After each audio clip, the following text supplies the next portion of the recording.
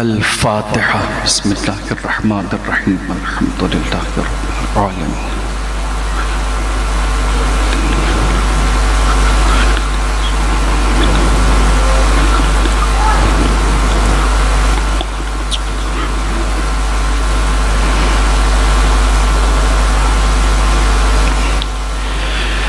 أعوذ بالله السميع العليم من الشيطان اللئيم الرجيم. بسم الله الرحمن الرحيم. أحسن كلمة يبتدأ بها الكلام وخير خبر يختتم بها المرام. حمدك اللهم على جزيل الأنعام. الصلاة والسلام والتحية والإكرام على سيدنا سيد العرب والعجم وسيد الأنام أعني أبا القاسم محمد.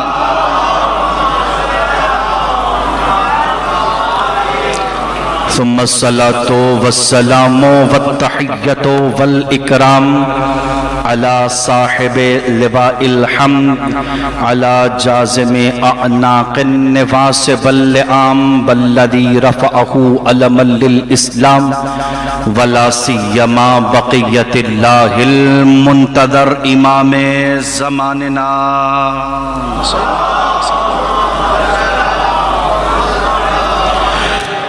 روحي وأرواح العالمين لتراب مقدمه الفداء. عجل الله تعالى فرجه الشريف وسهل الله تعالى مخرجه الشريف.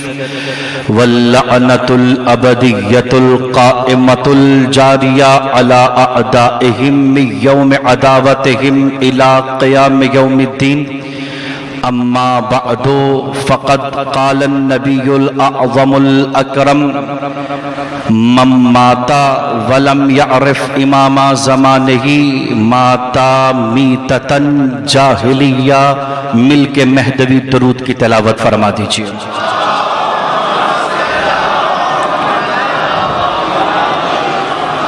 طب نازا پہ ناگوار نہ گزرے تو ذرا قدم بقدم آگے تشریف لے آئیے. ہو سکتا ہے کہ ابر کرم بھی آپ کے ساتھ شریک غم حسین ہو. ایک مرتبہ زبانوں کو پھر بھی درود سے معطر فرما لیجئے گا. میرا جوان ذرا اندر آ جائیے. آپ قبلہ حضور اپنی دعاؤں کی قبولیت کے لیے اس سے بھی ذرا بہتر صلوات کی تلاوت فرما دیجئے گا.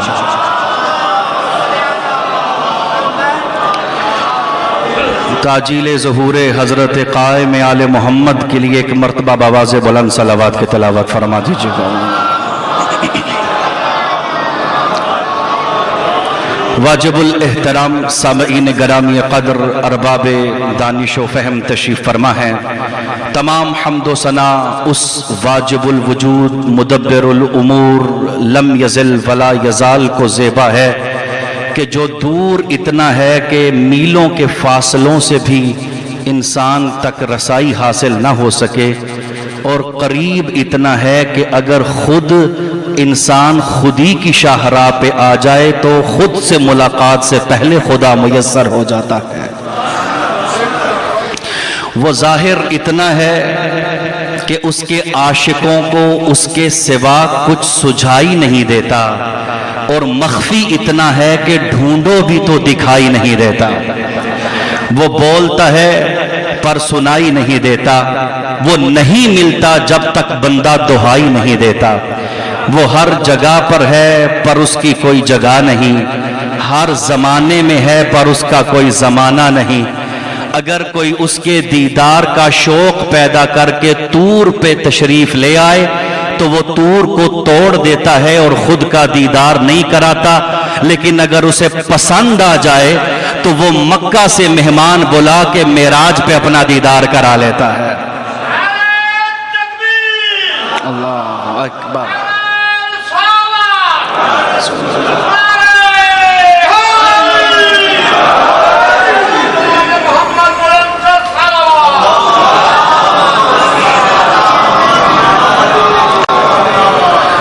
اور سامعین گرامی قدر، اگر کسی عام انسان کو خدا سے ملنے کا شوق ہو تو اسے چاہیے وہ قبر حسین، زیارت حسین پہ چلا جائے۔ یعنی کیا مطلب؟ مطلب یہ ہے کہ خدا تک جانے کے تنہا راستے کو کرب و بلا کہتے ہیں۔ اس لیے میرے مولا امام ششم نے کامل الزیارات، معتبر ترین کتاب زیارات کی، اس میں مرقوم ہے روایت، من زار الحسین فی قبرہ کربلا فقد زار اللہ فی عرشہ، جو حسین کو کربلا میں ملنے گیا اس کا وہی اجر ہے گویا عرش پہ معبود کو ملنے جا رہا ہے۔ یعنی اس سے مبادا کوئی اور گمان پیدا نہ ہو، یعنی معنی یہ ہے کہ تنہا وہ میر کارواں جس کا قافلہ خدا تک پہنچتا ہے اسے حسین کہتے ہیں۔ اور آج محرم الحرام کی پہلی ہے، آپ بنیت عزاداری امام حسین تشریف لائے ہیں۔ جیسا کہ میں نے ابتدائی سخن میں ہی مماتا کی حدیث کی تلاوت کا شرف حاصل کر کے آپ کے گوش گزار کر دیا کہ انشاءاللہ اس عشرے کا عنوان معرفت یوسف زہرا رہے گا، لیکن میں کچھ جملے تمہید کے قبلہ آپ کی اجازت سے عرض کرنا چاہتا ہوں۔ پہلے پتہ تو چلے کہ عزاداری کا انتظار امام سے رابطہ کیا ہے۔ یہ سالانہ جو عزاداری کی محافل و مجالس منعقد ہوتی ہیں، میں چونکہ یہاں مشترک مسلمانوں کا مجمع تشریف فرما ہے، ایک اپنی تشیع کی نمائندگی کرتے ہوئے چند غلط فہمیاں دور کرتا چلوں کہ یہ عزاداری حسین کسی پیر کا سالانہ عرس نہیں ہے، بلکہ یہ آنے والے شبیر کے عالمی انقلاب کی سالانہ مشقوں کا نام ہے۔ میرا جوان یہ بات سمجھ لے، حقیقت عزاداری واضح ہو جائے گی۔ یہ کسی مرحوم و مغفور کی برسی کا نام نہیں ہے، بلکہ عزاداری حسین ہر عہد کے یزید پر طوفان بن کے برسنے کا نام ہے۔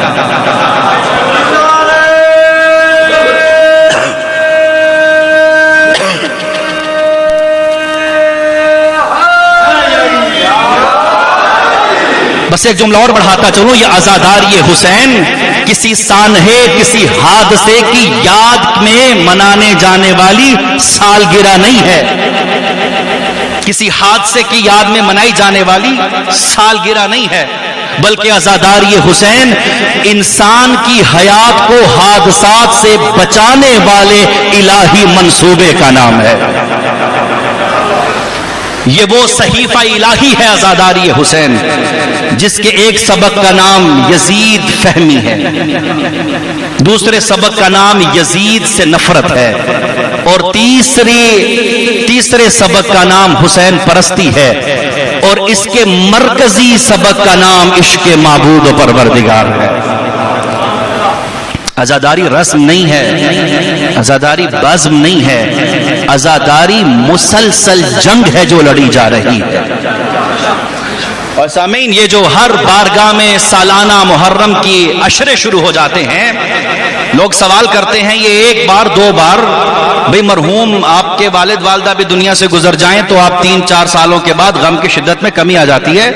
یہ سالانہ عشق حسین، یہ سالانہ ماتم، یہ سالانہ عزاداری، میں اسے کچھ یوں تعبیر کرتا ہوں کہ کربلا کو ہیڈ کوارٹر سمجھو اور ہر امام بارگاہ کو شبیر کی تحریک کا مورچہ سمجھو۔ یہ جو سیاہ وردی ہم پہن کے آتے ہیں، یہ جو علم و مشق، یہ جو تلوار و ہتھیار، یہ سب بتا رہے ہیں کہ حسین نے کربلا میں جنگ ختم نہیں کی، ابھی جنگ شروع ہوئی ہے، جنگ شروع ہوئی ہے۔ اس جنگ کو پائے تکمیل میں عصر ظہور میں پہنچایا جائے گا۔ بس مجھے سہارا دیجئے کہ میں تمہید کو مکمل کر رہا ہوں۔ ایک جملے میں سمیٹ دوں کہ عزاداری حسین کا انتظار امام کے ساتھ کتنا مضبوط اور مستحکم رشتہ موجود ہے۔ ایک جملے میں عرض کر دوں کہ عزاداری تمہید ظہور امام ہے، کربلا دیباچہ کتاب ظہور حجت ہے، اور ظہور امام تکمیل مقصد کربلا کا نام ہے۔ لہذا مبادا کسی کے ذہن میں آئے کہ عزاداری کا ترجمہ ہے پرسا، عزاداری کا ترجمہ ہے تسلی، ہمارے ہاں عموماً ترجمہ میں کہا جاتا ہے نا ہم پرسا دینے جا رہے ہیں، یہ بہت سطحی ترجمہ ہے عزاداری حسین کا۔ پرسا، تسلی، حوصلہ اسے دیا جاتا ہے جو ٹوٹ چکا ہو، اور جو ٹوٹ جائے وہ حسین نہیں ہوتا۔ جی آپ کون ہوتے ہیں حسین کو تسلی دینے والے؟ میں کون ہوتا ہوں حسین ابن علی کو حوصلہ دینے والا؟ جس نے کائنات میں عالم امکان کو حوصلہ دیا ہوا ہے اسے حسین ابن علی کہتے ہیں۔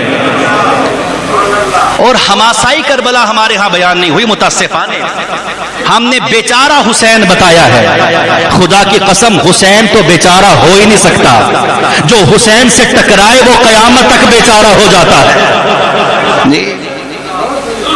یہ گمان چھوڑ دیجئے اپنے ذہنوں سے، یہ اس بات کو نکال دیجئے کہ گھیر کے مارا تھا فاطمہ کے لال کو، نہیں صاحب، بلکہ ازلی منافق کے چہرے سے نقاب کھینچ کے قیامت تک جو کربلا کے حصار میں باندھ دے یزیدیت کو، اس مسیحا کو حسین ابن علی کہتے ہیں۔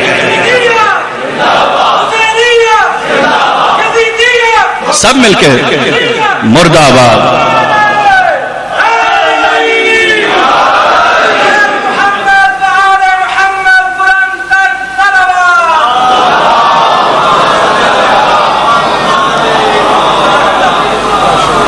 سمندر گمراہی میں بپھری ہوئی باطل کی موجوں سے بچا کے سفینۃ النجات میں داخلہ دینے کا نام عزاداری حسین ہے۔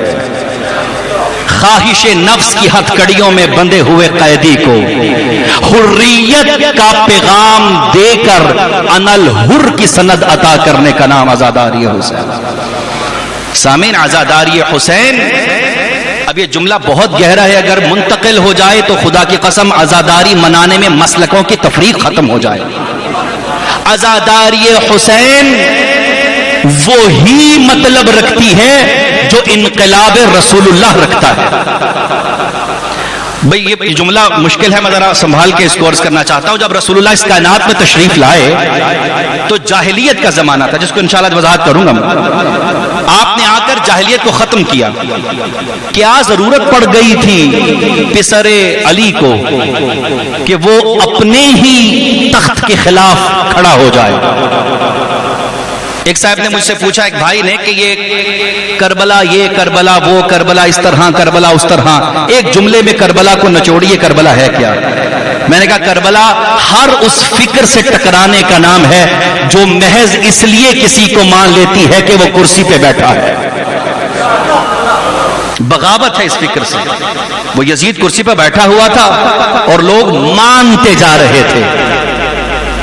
جو جاہلیت رسول اللہ کو درپیش تھی، پلٹ کے وہی جاہلیت حسین کو درپیش تھی۔ غلط مفسر ہیں جو لکھتے ہیں کہ دو شہزادے باہم دست و گریباں ہوئے تھے۔ کہاں طہارتوں کا شہنشاہ، کہاں عزتوں کا آقا، اور کہاں پلید کردار کا مالک یزید۔ سامعین، یہ بہت بڑا منصوبہ تھا جو اسلام کے خلاف کھیلا گیا۔ عزاداری اس کی سالانہ مزاحمت کا نام ہے، ہر عہد کے یزید کے تعاقب کا نام ہے۔ یہ مسلسل مزاحمت ہے، مسلسل ٹکراؤ ہے، مسلسل تناؤ ہے، مسلسل جھگڑا ہے، مسلسل رزم ہے، مسلسل تبرہ ہے یزیدیت کے خلاف۔ عزاداری حسین یعنی وہ تحریک جو سید الشہداء نے اس وقت شروع کی جب منبر رسول پہ بیٹھ کے یہ آواز بلند ہو رہی تھی کہ نہ کوئی نبی اترا ہے نہ کوئی وحی اتری ہے۔ ہر دور میں جب یہ کردار ابھرے گا تو عزاداری اس کا گریبان نوچے گی۔ بس میں تمہید کو تمام کر چکا۔ عزاداری حسین، شاید اس خلاصے سے، اس تمہید سے کچھ واضح ہو چکا ہو۔ عزاداری یعنی سالانہ مشق تاکہ لشکر امام میں، اور عزاداری حسین اس لیے واجب یا فرض ہے یہ مستحب یہ سنت والی بات تو میں کرتا ہی نہیں، اس لیے کہ قائد ملت جعفریہ نے فرمایا تھا نا، عزاداری شہرگ حیات ہے میری، اور جس طرح جینے کے لیے شہرگ حیات چاہیے، ہمارے اسلام کو سانسیں بھرنے کے لیے عزاداری حسین چاہیے۔ ہم پہ واجب ہے جی، سب سے بڑا واجب ہے عزاداری حسین، اس لیے کہ اگر عزاداری ختم ہو جائے تو اللہ اکبر کی صدا رہتی ہے، روح ختم ہو جاتی ہے، سجدوں کا نشاں باقی رہتا ہے، قلب سجدہ مر جاتا ہے۔ لہذا عزاداری ہر دور میں فریضہ ہے اور اس کو نسلوں تک منتقل کرنا ہے۔ میرا سلام ہے ان بزرگ ریشوں پر کہ جو اپنے بچوں کو، اپنے جوانوں کو لے کر آتے ہیں اور بتاتے ہیں کہ ایک تنہا غریب صحرا میں نکلا تھا۔ میں شکریہ ادا کیا کریں جوانوں اپنے بزرگوں کا، اللہ نے تمہیں ایسے بزرگ عطا کیے ہیں کہ جنہوں نے تمہارے ساتھ خیانت نہیں کی۔ وہ امانت جو کربلا میں اس کی بہن لے کر شام چلی تھی، وہ آج تمہارے تک منتقل کر دی گئی ہے۔ میں ہمیشہ پہلی محرم کی مجلس کو فضائل و مصائب الگ ہو ہی نہیں سکتے سامعین، ان کے فضائل ہی مصائب ہیں، ان کے مصائب ہی فضائل ہیں۔ میں شاید یہ کل جملہ کہنا تھا لیکن آپ کی بہت ساروں کی آنکھیں تاروں کی جملہ کہہ دوں، کیوں حسین حسین حسین حسین حسین حسین ہو رہا ہے؟ اس کی تنہا وجہ یہ ہے کہ بڑے بڑوں کے بیٹے بھی اسلام بچانے نہیں نکلے، علی کی بیٹیاں بھی اسلام بچانے نکلی تھی۔ ہمیں عشق کیوں ہے اس قبیلے سے؟ ہر سطح کی قربانی تمہیں کربلا میں ملے گی، لیکن اے میرے عزیزو عزادارو، ایک بار رک کے سوچنا تو صحیح، کیا صرف میری آنکھوں کے آنسو قیمت ہیں حسین کی قربانی کی، یا کردار کی تبدیلی بھی ضروری ہے ساتھ؟ آپ کا پہلی محرم میں عزا خانے میں آنا دراصل حسین کے ساتھ ایک معاہدہ ہے جو کر رہے ہیں، ایک کمٹمنٹ ہے جو یہاں ہو رہا ہے۔ ہر معاہدے میں کچھ دیا جاتا ہے اور کچھ لیا جاتا ہے، عزاداری اس معاہدے کا نام ہے جس میں اپنا نفس بیچ کر حسین خریدا جاتا ہے، حسینیت خریدی جاتی ہے۔ عزاداری امام مظلوم کربلا ایک انتہائی گہری خدا کی حکمت کا نام ہے، خدا کے منصوبے کا نام ہے۔ اور سامعین، ڈیجیٹل دور آ چکا ہے، میڈیا کا دور آ چکا ہے، نسلوں کے مزاج مختلف ہو رہے ہیں۔ پہلے وقت ہوا کرتا تھا بارگاہوں کی پہلی محرم میں چھلکتا تھا مجمع، اب میرے جوانوں کی مصروفیات مختلف ہو رہی ہیں، میں فیس بک والے جوان سے بات کر رہا ہوں، خدا کی قسم اپنا وقت سارا سال کہیں بھی صرف کیجئے، پر محرم میں موبائل کو بھی الوداع کر کے صرف عزاداری حسین کیجئے۔ اس کی جس دن قیمت کم ہو گئی اس دن بھیس بدل کے یزید پھر آ جائے گا۔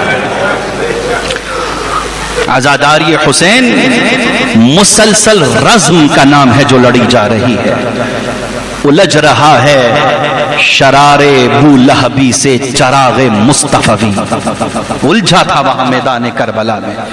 لہذا اور یہ بھی عرض کرتا چلوں، اب بات آ گئی تو ایک جملہ اور سمیٹیے، عزاداری کسی کی میراث نہیں ہے، کسی کی ملکیت نہیں ہے، کوئی خوش فہمی میں مت رہے کہ میرے ہونے سے عزاداری ہو رہی ہے۔ ہم عزاداری کے مالک نہیں ہیں، مالک وہ ہے جو پردے میں بیٹھا ہوا ہے۔ میں اور آپ تو عزاداری کے نوکر ہیں، نوکر، اور نوکر اپنی اوقات میں اچھے لگتے ہیں۔ ہم صف ازا اور یہ خیمہ حسین ہے جہاں ہر کسی کو حر ہونے کی اجازت ہے۔ حسین وہ جو مقتلوں کو مکتبوں میں ڈھال کے کردار تبدیل کرنے پہ قادر ہوتا ہے۔ عزاداری امام حسین، سامعین مجھے عزت سید الشہداء کی قسم، میں نے کئی مراجع سے نجف میں یہ سنا ہے، میں نے مراجع کو ننگے پاؤں چلتے دیکھا ہے، سر پہ پیٹتے دیکھا ہے، سیاہ لباس میں دیکھا ہے، منہ پہ ماتم کرتے دیکھا ہے، بے قابو ہوتے دیکھا ہے، اور ان سے سنا ہے کہ ماں حضرت آیت اللہ العظمیٰ سید سعید الحکیم، میں پہلی بار تاریخ منبر پہ جملہ پڑھ رہا ہوں، جن کی وفات ہوئی تقریباً پچھلے سال 29 یا 28 ماہ محرم کی بات ہے، ان کے پاس بیٹھے ہوئے تھے، یا کسی نے کہا کہ حضور ہمارے پاس تو لوگ ماتم اور عزاداری اور اس کے علاوہ کچھ نہیں کرتے، ان کا اتنا گہرا فکرہ تھا، انہوں نے فرمایا اسلام کے دامن میں سوائے عزاداری کے اور رکھا ہی کیا ہے؟ شاید یہ میری بات بوجھ ہو جائے. کیا معنی ہے؟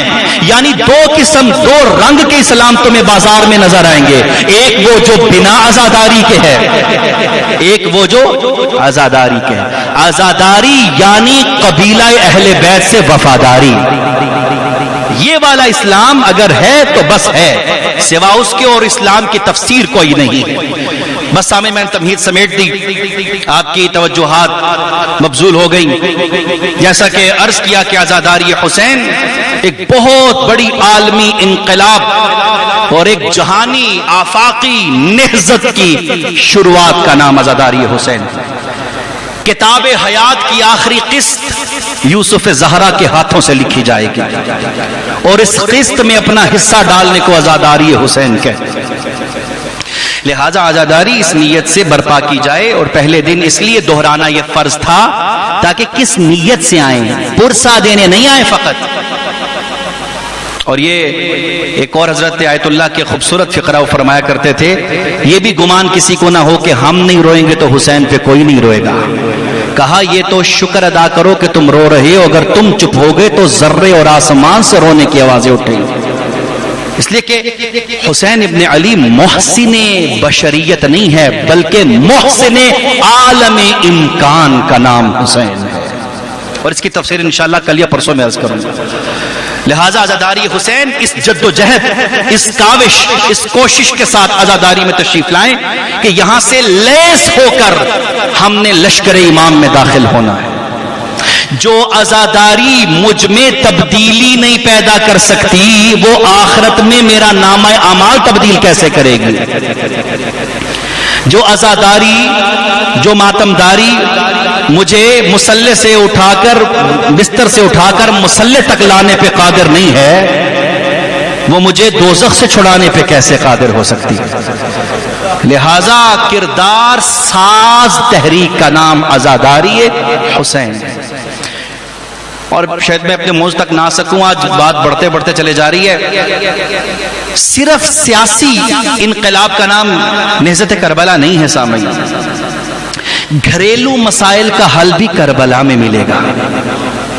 اس لیے کہ یزید کا فساد فقط منبر پر نہیں تھا، اس کا اپنے محرموں سے رویہ اچھا نہیں تھا، اس کے کردار میں بدسلوکی تھی، اس کے کردار میں بدلحاظی تھی، وہ کردار میں بد کردار واقع ہوا تھا. وہ شخص تھا کہ جو امانت میں خیانت کرنے، نماز کے وقت میں رقاصاؤں کو دربار رسول میں نچانے کا کام کرتا تھا. جائیے جا کے بھائیوں کی کتابوں میں پڑھیے یزید کیا تھا. ہم اپنا حوالہ تو دے ہی نہیں رہے. یعنی سید الشہداء کا جو جہاد ہے، امام حسین کا جو جہاد ہے، بس یہ نہیں ہے کہ ایک تخت، ایک کرسی، ایک حکومت. متاسفانہ ہمارے بعض مفسران کربلا نکل آئے ہیں پاکستان میں بھی جو صرف سیاسی تفسیر کر رہے ہیں کربلا کی. سیاست کربلا کا حصہ ہے، کل کربلا نہیں ہے. کربلا، غور فرمائے گا، جملہ بہت گہرا عرض کر رہا ہوں، کربلا گھر سے لے کر بازار تک، بازار سے لے کر دربار تک، رشتوں سے لے کر دوستوں تک، انفرادی حیات سے لے کر اجتماعی زندگی تک، غرض انسان کے تمام حیات کے زاویوں میں اصلاح کی تحریک کا نام کربلا حسین ابن علی. لہذا جب محرم، جب کربلا بیان ہوگی تو کردار کی بات بھی ہوگی. میں نے اپنی بیوی سے کس طرح بات کرنی ہے یہ بھی آپ کو کربلا سکھائے گی. میں نے اپنے بچوں سے کیسے بات کرنی ہے کربلا سکھائے گی. آفس میں نے کرپشن کرنی ہے یا نہیں کرنی، میں نے جھوٹ بولنا یا نہیں بولنا، یہ سب فیصلے کربلا کے منبر سے ہوں گے. گھبرا تو نہیں گئے میرے عزیزان؟ میں یہاں پہ عرض کروں کہ بہت سارے حقائق اس لیے منبر سے چھپا لیے جاتے ہیں چونکہ آپ کی خاموشی ہو جاتی ہے، اور الحمدللہ ہم تو آوازوں سے نہیں خوف کھاتے، خاموشی تو پھر ویسے خاموشی. اور سامعین، ایک عمر گزری ہے ہماری فضائل و مصائب و نوکری شبیر کرتے ہوئے. 12 سال 11 سال پہلے ہم نے یہاں سے منبر پہ پڑھا تھا. جب سے ہوش سنبھالی ہے منبر پہ آ رہے ہیں. اب وہ دور گزر گیا جب ہم آپ کو غفلت میں رکھیں گے. صاف سیدھی بات، جب حسین سر کٹا کے نوکے سنا پہ خاموش نہیں ہے تو بھئی ہمارے اندر کون سی مشکل ہے؟ مجھے مال کا مسئلہ ہے، مجھے شہرت کا مسئلہ ہے، کیوں سیدھی بات نہیں بتائی جا رہی ہمارے ممبر سے؟ حق گوئی جرت، خدا کی قسم ایک منظر لکھا ایک مورخ نے، اس نے کہا میں نے کائنات میں پہلی بار رسن بستہ بی بی کو تخت نشین سے جیتتے ہوئے دیکھا ہے، رسیوں والی بی بی کو تخت نشین سے جیتا ہوا دیکھا ہے۔ جب وہ بول رہی تھی تو یہ گھبرا رہا تھا۔ یہ طاقت حق گوئی صرف کربلا کی میراث ہے، اور اگر یہی میسر نہ ہو سامعین تو اس کا مطلب ہے کربلا فہمی میں کہیں نقص رہ گیا۔ بس موضوع کی طرف آنا چاہ رہا ہوں سامعین، لہذا اس نیت سے ہم نے عزاداری حسین کو بپا کرنا ہے تاکہ عزاداری حسین کے ذریعے سے آنے والے حسین کے لشکر میں داخلے کے قابل ہو سکے۔ کربلا میں 3 کردار ہیں سامعین، 3 کردار، میں بس داخل ہو رہا ہوں اپنے موضوع میں۔ عموماً کربلا کے بیان میں 2 کرداروں کو پیش کیا جاتا ہے، ایک وہ جو اہل توحید تھے کربلا میں، ایک وہ جو ان سے ٹکرا رہے تھے، یعنی سادہ لفظوں میں کہوں لشکر حسین و لشکر یزید، یہ جانب حسین پہ تھے، وہ جانب یزید میں تھے، لیکن امت کا بڑا حصہ نہ ادھر تھا نہ ادھر تھا۔ وہ کیا کر رہا تھا اس وقت؟ حج کر رہا تھا جب حسین نکل رہے تھے، اور آپ جب لعنت کرتے ہیں زیارت وارثہ میں تو آپ ان پہ بھی لعنت کرتے ہیں جنہوں نے حسین کو قتل کیا، ان پر بھی لعنت کرتے ہیں جنہوں نے سنا اور چپ ہو کر راضی ہو گئے، اور ان پر بھی لعنت کرتے ہیں جو غیر جانبدار ہو گئے کربلا سے۔ میں بس آ گیا موضوع میں، آ گیا سامنے۔ 3 طبقے ہیں، لشکر یزید، لشکر حسین، اور دوسرا غیر جانبدار طبقہ۔ یہ وہی عبادتی مسلمان تھے جو کربلا میں محو طواف تھے، حج میں محو طواف تھے، سید الشہداء کے ساتھ برابر احرام باندھا ہوا تھا، اور حسین نے کہا کہ میں دین بچانے جا رہا ہوں۔ خدا کی قسم کعبہ کا بس نہیں چلتا کہ وہ حسین کے ساتھ چل نکلتا، میں دین بچانے جا رہا ہوں۔ مسلمانوں نے طواف میں اپنا دین سمجھا، جبکہ بہت قریب سے دین گزرا تھا، اس لیے کہ یہ میرا عقیدہ تو نہیں ہے نا، صرف یہ تو سب مسلمانوں کا مشترکہ عقیدہ ہے نا، میرے سنی شیعہ وہابی دیوبندی بریلوی سب کہتے ہیں نا شاست حسین، بادشاہ است حسین، دین دار است حسین نہیں، دین است حسین، بنا است حسین، مکمل دین کا نام حسین ابن علی ہے۔ لہذا 3 طبقے تھے۔ اب بات میں آ گیا سامنے، ہم ان کو تو برا ہمیشہ کہتے ہیں، مرد آباد کہتے ہیں جو لشکر یزید میں شامل تھے، ان کے بارے میں میرا اور آپ کا کیا تبصرہ ہے جنہیں حسین بلاتے رہے اور وہ وہاں عبادت کرتے رہے؟ بس آ گیا موضوع۔ اب کم از کم اتنا تو طے ہے کہ وہ لشکر حسین کا حصہ نہیں ہے۔ رہبر معظم کا ایک جملہ ہے قبلہ بڑا زیرک، انہوں نے فرمایا غیر جانبدار طبقہ حق اور باطل کے مارکے میں جانب باطل میں ہوتا ہے۔ میرے جن بچوں کو اردو سمجھ نہیں ہے ان سے معافی چاہتا ہوں، میں پھر دہرائے دیتا ہوں، غیر جانبدار طبقہ حق اور باطل کی جنگ میں باطل کی طرف ہوتا ہے۔ اس کا مطلب ہے کہ لشکر یزید کے 2 مرحلے ہیں، ایک چھوٹا دائرہ ہے، ایک بڑا دائرہ ہے۔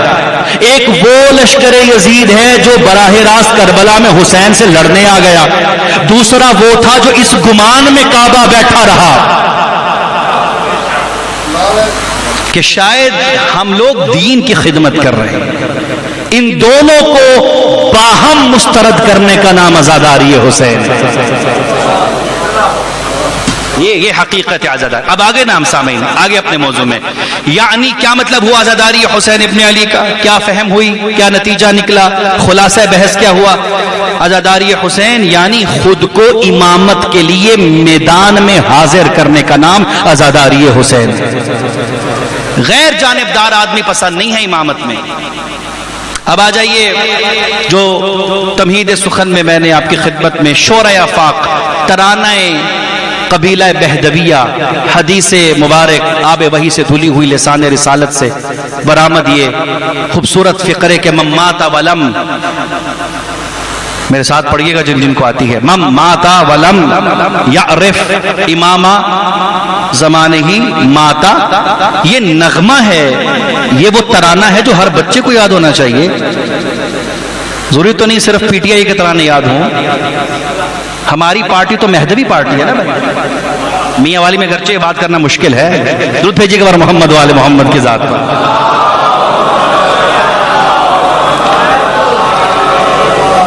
یہ ترانہ مہدوی ہے، یہ ہماری نسل میں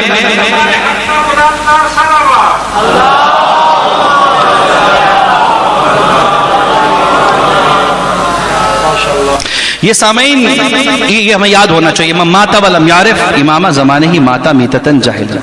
اچھا اس کا ایک انتہائی سادہ سا ترجمہ کیا جاتا ہے جو جتنا سادہ ہے اتنا ہی غلط ہے. میں وہ کرتا ہوں جو عام طور پہ کیا جاتا ہے. جو مر جائے اور اپنے وقت کے امام کو نہ جانتا ہو تو وہ جہالت کی موت مرا. یہاں دو غلطی ہیں ترجمے میں اور عموماً یہی ہو جاتا ہے. ایک تو معرفت کا ترجمہ جاننے سے نہیں ہے، اس کے لیے عربی میں اور الفاظ استعمال ہوتے ہیں.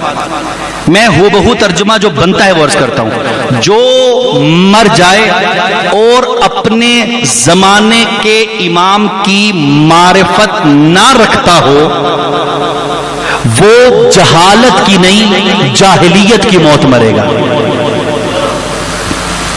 اب حضور دو چیزیں ہو گئی. معرفت کو تو بعد میں آئیں گے، پہلے اس کو طے کر لیں. جو بھی بنا معرفت وقت کے امام دنیا سے رخصت ہو جائے وہ جاہلیت کی موت مرے گا، جہالت کی نہیں. سامعین جہالت ہو رہے، جاہلیت ہو رہے. سادہ لفظوں میں اس کو پڑھاؤں تو جہاں پر علم نہ ہو وہاں جہالت ہے، لیکن جہاں پر اسلام نہ ہو وہاں جاہلیت ہے. اسی لیے عصر رسول سے پہلے والے زمانے کو زمانہ جہالت نہیں کہتے تھے. زمانہ جہالت تو آج بھی چل رہا ہے. عصر رسول سے پہلے والے زمانے کو زمانہ جاہلیت کہا جاتا ہے. یعنی جہاں پہ علم ختم ہو جائے وہ جہالت، جہاں اسلام دم توڑ جائے وہاں جاہلیت. تو اب ترجمہ یوں بنانا کہ جو بھی امام وقت کی معرفت نہ رکھتا ہو وہ گویا کہ اس دنیا سے کافر مارا گیا. اللہ اکبر. اور یہ متواتر روایت ہے، قطعی روایت ہے. ایک قدم اور بڑھائیے اس کو. اس کی تفسیر میں فخر الدین رازی نے اپنی کتاب میں ایک اور حدیث نبوی اسی معنی میں ذکر کی ہے کہ من مات ولم یعرف امام زمانہ مات یہودیا او نصرانیا لم یمت علی فطرت الاسلام. جو مر جائے اور اپنے وقت کے امام کی معرفت نہ رکھتا ہو، نبی فرماتے ہیں وہ یہودی مرے یا نصرانی مرے، وہ میں محمد کے دین پہ نہیں مر رہا. یہاں رکنا ہوگا سامعین. جو بھی اس دنیا سے اس کیفیت میں چلا جائے وہ جاہلیت یعنی اسلام سے باہر. جیسے میں نے عرض کیا عزاداری آنے والے حسین کے لشکر میں تیاری کا نام ہے. تو پہلے پتہ تو چلے لشکر والا ہے کون جس میں جانا ہے. جب تک معرفت حاصل نہیں ہوگی. اور یہ شیخ مفید رحمت اللہ علیہ اپنی کتاب الافصاح فی الامامہ کے صفحہ نمبر 2 میں جلد نمبر 1 میں فرماتے ہیں کہ یہ جو روایت ہے من مات ولم یعرف امام زمانہ کی ماتا میتتن جاہلیہ، وہ فرماتے ہیں یہ جو روایت ہے یہ متفق ہے تمام فریقین کے درمیان. اور پھر فرماتے ہیں میں گواہی دیتا ہوں کہ انسان بے شک حج یا روزہ رکھے نماز پڑھے یا صدقات دے، وہ خیرات کرے یا اچھے کام کرے، وہ صلہ رحمی کرے یا کوئی بھی عبادت کرے، لیکن اگر سب اماموں کو بھی مانتا ہو، 12ویں کی معرفت نہ رکھتا ہو، تو وہ قیامت کے دن کافر مرے گا۔ یہ فہم روایت ہے۔ لہذا اگر میرا بس چلتا تو میں ہر عشرے کا عنوان معرفت امام زمانہ رکھتا، چونکہ سب سے زیادہ جس چیز کو آج پیش کرنے کی ضرورت ہے سامعین، وہ موضوع معرفت امام زمانہ صلی اللہ علیہ وسلم۔ مجھے معاف کیجیے گا، عشروں پہ عشرے گزر جاتے ہیں، ایک بار بھی نام تک منبر سے بیان نہیں ہوتا یوسف زہرا کا۔ کئی بار ہوا، میں نے بچپن میں سنے عشرے، فضائل پڑھے ادھر کے، خیبر پڑھی، احد پڑھی، بہت اچھا ہے، خیبر و احد پڑھنا فرض ہے، ضروری ہے، تاکہ نسلیں شجاع پیدا ہوں، لیکن ناکافی ہے، اس لیے کہ ہمارا اول فریضہ اپنے وقت کے امام کی معرفت ہے۔ اور انشاءاللہ العزیز ہم موضوع آپ کی خدمت میں عرض کر چکے کہ انشاءاللہ موضوع رہے گا ہمارا معرفت یوسف زہرا سلام اللہ علیہ، اور آپ کی خدمت میں کئی روایات، مثالوں اور تمثیلوں اور اقوال علماء اور آیات سے پیش کر کے ایک پورا نصاب کوشش کریں گے معرفت امام کا پیش کر سکیں۔ اب ذرا مجھے اجازت دیجیے گا کہ میں معرفت کی تھوڑی ڈیفینیشن کی طرف آؤں، تعریف کی طرف آؤں، وضاحت کی طرف آؤں۔ کیا چاہیے مجھے آپ کو مسلمان رہنے کے لیے؟ اپنے وقت کے امام کی معرفت چاہیے، اور اس سے کوئی یہ نہ سمجھے کہ ہم تکفیر کا فتویٰ دے رہے ہیں، الحمدللہ ہمیں عادت نہیں ہے، لیکن دہرائی بڑی ضروری ہے، یاد دہانی بڑی ضروری ہے۔ بھئی جیسا کہ خود چشتی صاحب نے فرمایا کہ حسین دین ہے، تو جو بھی حسین کے زمانے میں حسین کو نہیں مانے گا، گویا کہ وہ دین کو نہیں مانتا۔ تو ہم بس اتنا تمہیں سمجھا رہے ہیں کہ جب حسین اپنے زمانے میں نہ مانا جائے تو بندہ بے دین ہوتا ہے، زمانے کے حسین کا کوئی منکر ہو جائے، میں اسی معنی میں، اسی نہج پہ۔ تو لہٰذا ہمیں اور آپ کو فرض اول یہ ہے کہ وقت کے امام کی معرفت حاصل کی جائے۔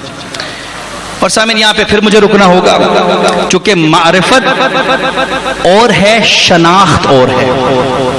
ابھی عرض کیا ہم نے دو لفظوں کے درمیان فرق عرض کیا، ایک جہالت، ایک جاہلیت۔ میں اپنے انداز سخن سے ذرا ہٹ کے آہستہ آہستہ تاکہ بات سادہ لفظوں میں پیرائے میں آپ کی خدمت میں منتقل ہو سکے۔ شناخت اور ہے، معرفت اور ہے۔ میں ایک مثال کا سہارا لوں گا تاکہ شاید بات بہتر طریقے سے منتقل ہو سکے۔ آپ شہروں میں جاتے ہیں، روڈز پہ آپ کو معلوم ہے کہ سرخ پہ آپ کو رکنا ہوتا ہے، سبز پہ آپ کو چلنا ہوتا ہے۔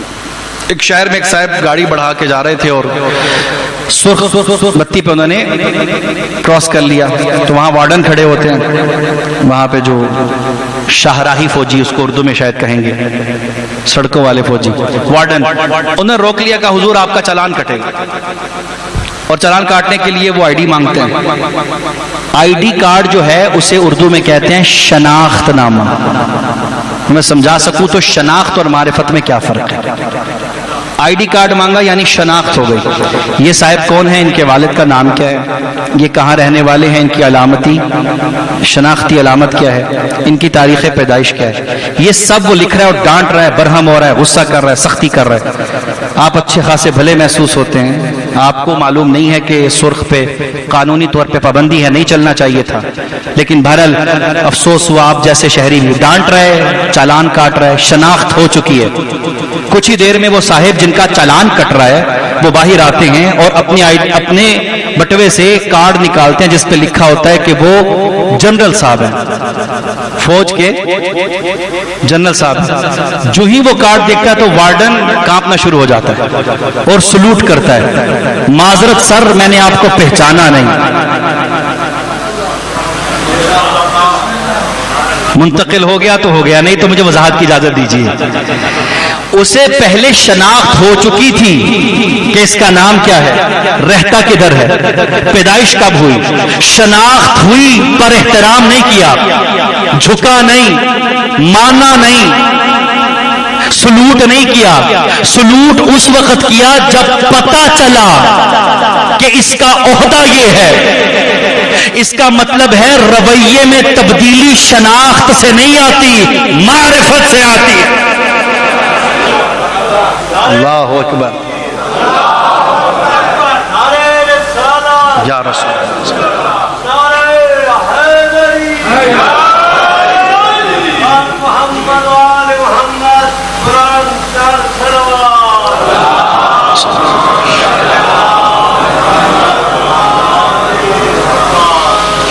لہذا امام کی معرفت کے ہرگز یہ معنی نہیں ٹھہرے کہ ہمیں معلوم ہو جائے کہ آپ کا نام کیا ہے، آپ کے ولادت باسعادت کب ہوئی، آپ کے والد گرامی، والدہ گرامی، آپ کے والدین کا مدفن کدھر ہے۔ یہ سب شناختی معلومات ہیں، ہمیں معرفت چاہیے۔ بس ایک جملے میں خلاصہ عرض کروں، شناخت اور معرفت کا فرق یہ ٹھہرا کہ جس کیفیت کے، جس علم کے آنے کے بعد تبدیلی آ جائے اسے معرفت کہتے ہیں، اور جس کیفیت کے آنے کے بعد بدلاؤ نہ آئے اسے شناخت کہتے ہیں۔ اب جتنی معرفت بڑھتی جائے گی اتنی تبدیلی واقع ہوتی جائے گی۔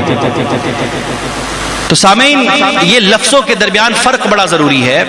جیسے میں نے عرض کیا بھی جہالت اور جاہلیت کا فرق ضروری ہے، میں انشاءاللہ بھی تعریف عرض کروں گا۔ اس طرح سے جیسے میں نے عرض کیا کہ شناخت اور معرفت کا فرق بڑا ضروری ہے، جیسے کہ شجاعت میں اور درندگی میں بڑا فرق ہے،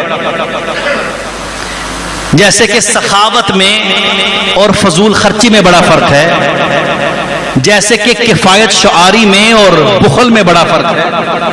اور ان فرقوں کو جس کو علم نہ ہو اسے جاہل بھی کہتے ہیں، جاہل زدہ بھی کہتے ہیں۔ میں گزرتے ہوئے آپ کو خدمت مثال دوں، اور یہ بڑے نازک فرق ہے جو تاریخ میں ہمیں نظر آئے کہ لوگوں کو واضح نہیں تھے۔ جیسے میں نے عرض کیا کہ شجاعت میں اور درندگی میں فرق ہونا چاہیے۔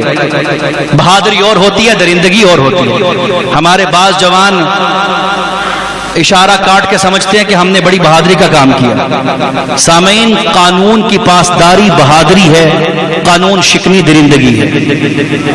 اسی تناسب سے دیکھیے گا، رسول کسی جنگ میں فرما رہے تھے مل حاضل کلب، کون ہے جو اس درندے کی زبان بند کرے؟ برابر کھڑا کہہ رہا تھا یہ تو بڑا بہادر ہے۔ پتا چلا جو درندے اور بہادر میں فرق نہ کر سکے وہ اور ہوتے ہیں، اور جو اسے درندہ سمجھ کے مار دے وہ علی اور ہوتا۔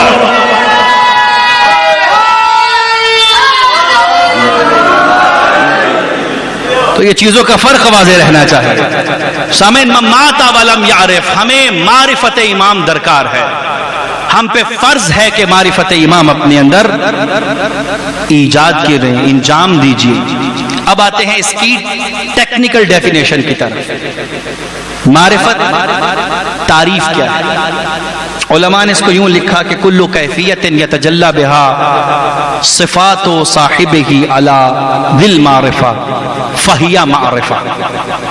اسے میں اگر ڈھال سکوں اردو میں، یعنی ایسی کیفیت کا نام معرفت ہے کہ جس کے بعد صاحب معرفت پر ان صفات کی تجلی ہو جس کی یہ معرفت رکھ رہا ہے۔ جس کی معرفت رکھ رہا ہے اس کی تجلی اگر اس پر ہو تو اس کیفیت کو معرفت کہتے ہیں۔ اب ذرا مجھے پھر مثال کا سہارا لینے دیجئے۔ باہر آپ نے تیز لائٹ روشن کی ہو، یہاں کمرہ بند ہو اور ایک شخص اس لائٹ کے قصیدے پڑھ رہا ہو، روشنی یہ ہوتی ہے، روشنی وہ ہوتی ہے، حالانکہ قدرت رکھتا ہے کہ دروازہ کھولے اور روشنی کی صفات میں داخل ہو جائے، لیکن جب تک دروازہ بند کر کے صرف اس کے فضائل پڑھ رہا ہے تو اسے شناخت تو ہے روشنی کی۔ جب دروازہ کھول کے روشنی میں آ جائے گا تو اسے کہیں گے یہ صاحب معرفت نور ہو گیا ہے۔ بھئی جب تک آپ صرف فضائل سنیں اور اس پہ خوش ہوتے رہیں تو سمجھیے شناخت کے مرحلے میں ہے، اور جب آل محمد کا کردار آپ میں نظر آنے لگ جائے سمجھ جائیے اس دن سے ہماری معرفت کا مرحلہ شروع ہو گیا ہے۔ اور آغا زنجانی فرماتے تھے کہ اگر 4 گھنٹے بندہ گوشت کی دکان پہ کھڑا رہے اور باہر نکلے تو اس سے گوشت کی خوشبو آنا شروع ہو جاتی ہے، اسے بتانا نہیں پڑتا کہ میں گوشت کی دکان سے آ رہا ہوں، بلکہ خاموش خوشبو بتاتی ہے یہ کہاں سے آ رہا ہے۔ بندہ عطر کی دکان میں، پرفیوم کی دکان میں بیٹھا رہے، کچھ دیر کے بعد باہر آئے، اس کے کپڑوں سے خوشبو بتاتی ہے کہ یہ عطر کی دکان پہ بیٹھا رہا تھا۔ وہ فرماتے تھے اتنا عرصہ ہو گیا ہمیں حسین کی مجلس کی دکان میں بیٹھے بیٹھے، ارے کیوں گلی محلوں میں ہم سے حسین کے کردار کی خوشبو نہیں آتی؟ لہذا معرفت اس کیفیت کا نام ہے کہ جس میں صاحب معرفت کی صفات تجلی کرے۔ بس میں کل کے موضوع کے لیے آج کی تمہید اٹھا رہا ہوں تاکہ یہیں سے بات کو ربط دیں گے۔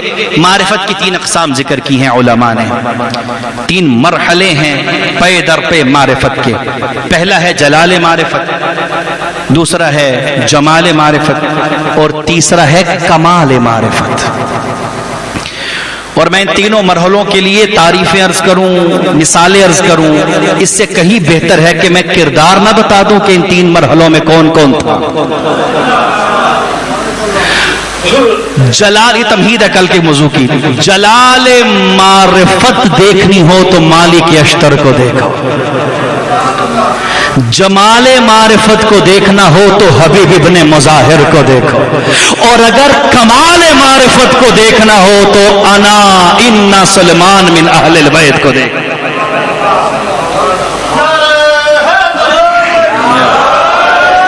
بس کل یہ تینوں مرحلے عرض کرنے ہیں کہ کس طرح آپ اپنے وقت کے امام کی معرفت کے ان تینوں مرحلوں پہ آ سکتے ہیں۔ یعنی آسان لفظوں میں یوں عرض کروں کہ مالک بننے کا طریقہ اور فارمولا کیا ہے۔ بھئی اس پہ گھبرانے کوئی بات نہیں، سلمان پہلے سے مسلمان نہیں تھے، ہمیں تو گودیوں میں اماں نے لا الہ پڑھایا ہے۔ سلمان زندگی کی جوانی کا بڑا حصہ اسلام سے باہر گزار چکے تھے۔ البتہ میں نے محتاط لفظ استعمال کیا ہے، میں نے یہ کہا ہے کہ سلمان مسلمان نہیں تھے، یہ نہیں کہا کہ سلمان کافر تھے۔ دین ابراہیم کا ولی تھا سلمان، اور ولیوں کو ہی ولایت ملتی ہے تب جا کے کمال معرفت کی منزل پہ فائز ہوتا ہے۔ لہذا کل انشاءاللہ نصاب عرض کریں گے، آپ کی خدمت میں کریکولم عرض کریں گے، وہ چیپٹرز ان کی وضاحت ہوگی کہ کسی کو اگر معرفت کے جلال پہ پہنچنا ہے تو مالک کیسے بنے گا۔ اور سامعین دیکھیں نا، کتنی ناانصافی کی بات ہے کہ عمر بیت جائے، ہم نے جب سنا ہے صرف مالک کے فضائل سنے ہیں، جب سنا ہے سلمان کے فضائل سنے ہیں، بھئی یہ بھی تو پوچھئے نا نسخہ کیا ہے سلمان ہونے کا، اور جو حر جیسے گنہگار کو ایک لہجے میں بنا سکتا ہے، اس مسیحا کی مجلس میں پتہ چلے گا کہ کیسے سلمان بنا جاتا ہے۔ لہذا معرفت کا دروازہ کھلا ہے، اس لیے کہ یہ دروازہ تنہا کسی مرد نے نہیں کھولا۔ لوگ پوچھتے ہیں شیعہ مجلسوں میں آتے ہیں تو ماؤں بہنوں کو کیوں لاتے ہیں؟ خدا کی قسم اگر فاطمہ کی نازوں پلی بیٹیاں کربلا میں نہ آتی، ہماری ماؤں بہنیں ان کے پردے قربان شہزادیوں کے حجاب پر۔ محرم بانٹنے والے گھر کے لوٹے جانے کا مہینہ ہے۔ عزاداران مظلوم کربلا، مولا رضا فرماتے ہیں جب محرم کا چاند طلوع ہوتا ہے، خدا فرشتوں کو حسین کی قمیص لے کے آسمان پہ بھیجتا ہے۔ نشروا قمیص الحسین علی اللواء، یہ آسمان پہ حسین کا خون آلودہ کرتا ہلاتے ہیں، جس کا حسین سے رشتہ ہوتا ہے وہ یا حسین کہہ کے روتا ہے۔ عزاداران مظلوم کربلا، یہ عزاداری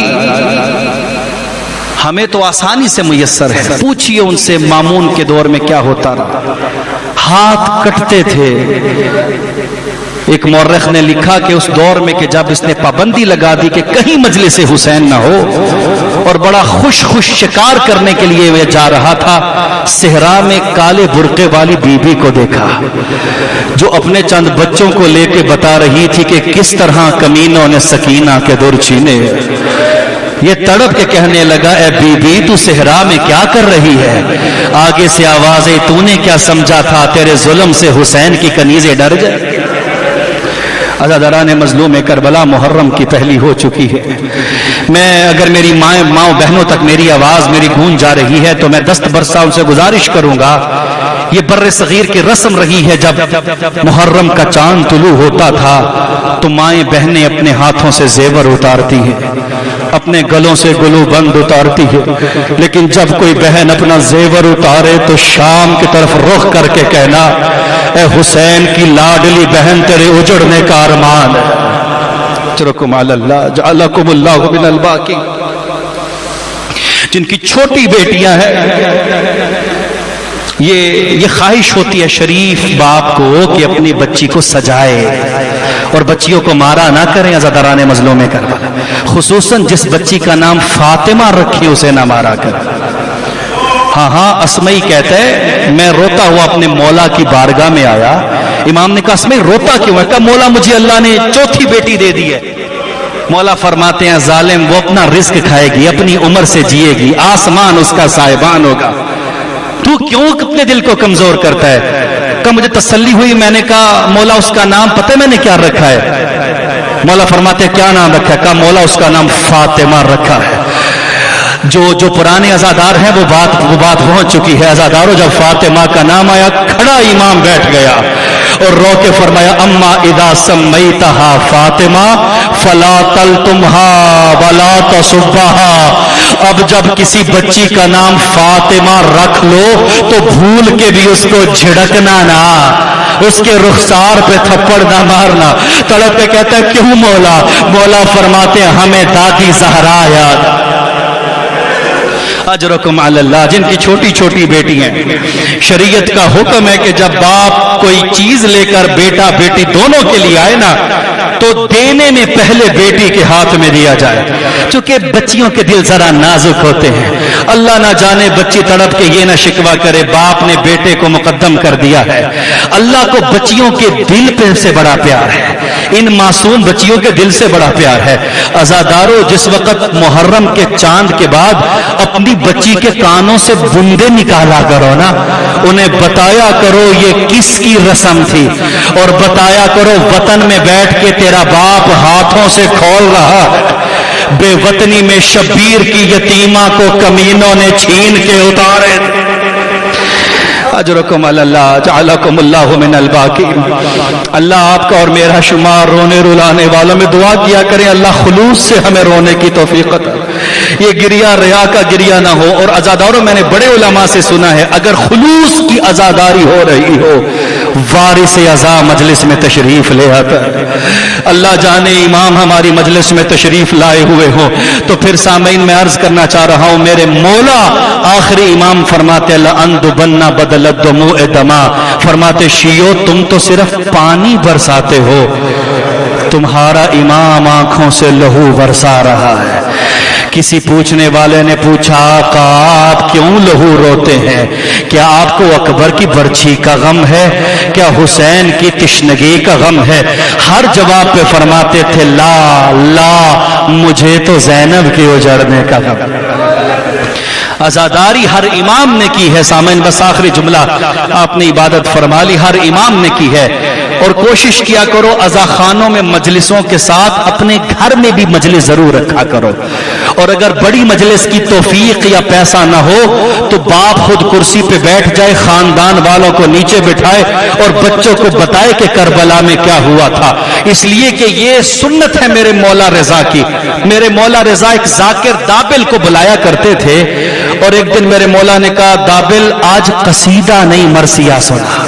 بس یہ آخری روایت پڑھ کے آپ کی زحمتیں تمام کر رہا ہوں۔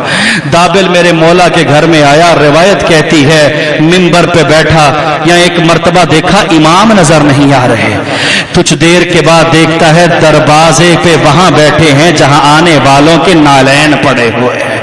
ایک مرتبہ دابل دھڑک کے کہتا ہے آقا میں رعیت ہوں آپ امام ہیں. فرمایا دابل تو ذکر حسین کر رہا ہے, میں اپنے بابا جد کا مصائب اسی حالت میں سننا چاہتا ہوں. عزادارو دابل نے مرثیہ پڑھا, میں 2 جملے دابل کے مرثیے کے پڑھوں گا. اس نے کہا یا فاطمہ تو قومی قد مات الغریب بالطف مذبوحا والراس خضیب. کہنے لگا اے ماں زہرا تو اس وقت کدھر چلی گئی تھی جب کمینہ تسلی سے حسین کو مار رہا تھا. آپ نے بالوں کو تحت عاشور پریشان کر اتنا کہنا تھا. ایک کنیز بھاگتی ہوئی اندر آئی اور کہنے لگی ذاکر خاموش ہو جا, مولا رضا کی بہن بے ہوش ہو گئی. یا میں رو کے کہوں گا واہ مولا رضا کی بہنیں, آپ کو وطن میں حسین کٹا ہوا برداشت نہ ہوا. ایک شام کی شہزادی زینب کبریٰ 70 قدم کے فاصلے پر اور ایک کہتی تھی مسلمانوں محمد کے نواسے کا